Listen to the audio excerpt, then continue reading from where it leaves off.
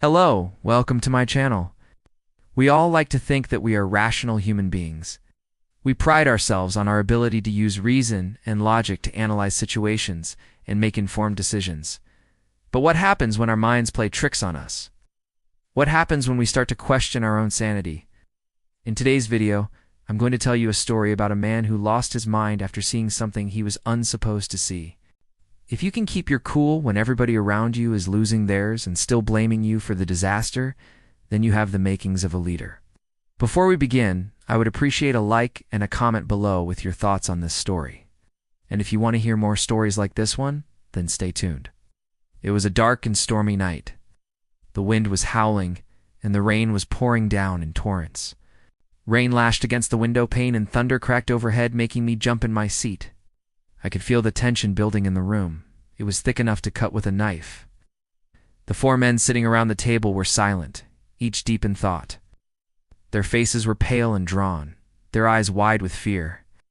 The flickering candlelight cast long shadows on the walls, making them look like they were cowering in the face of some unseen terror.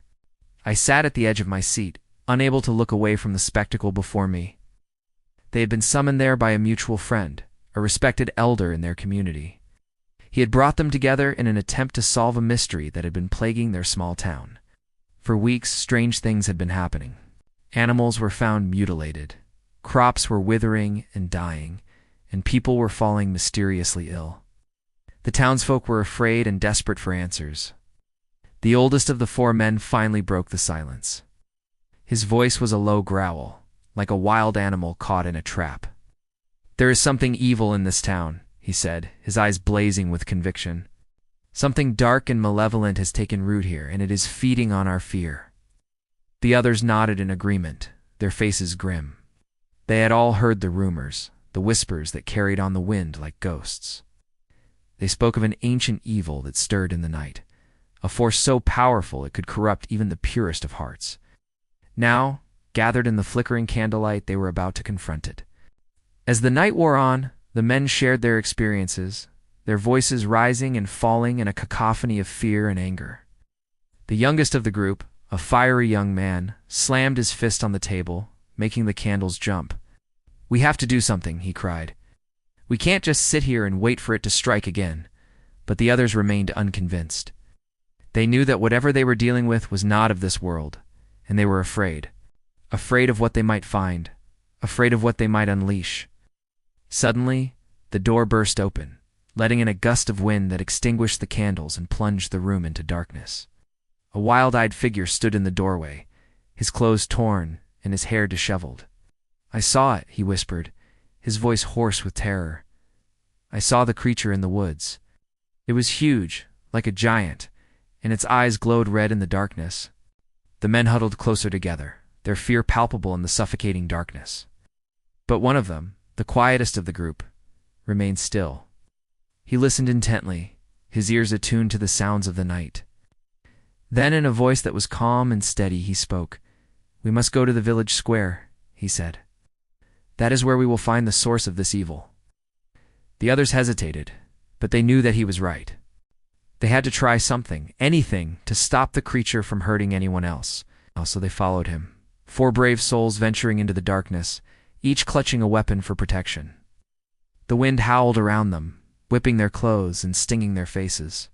The rain poured down, soaking them to the bone. As they reached the village square, they saw it.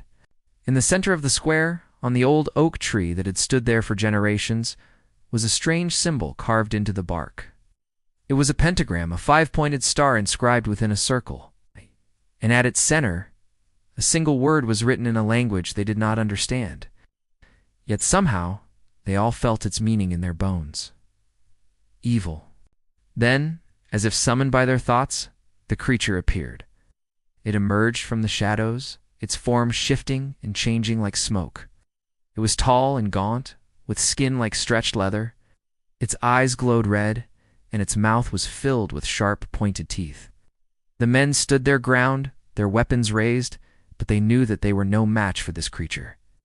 The creature snarled, and in a voice that sounded like grinding stones, it spoke. "You cannot defeat me, mortals. I am too powerful. It's too ancient.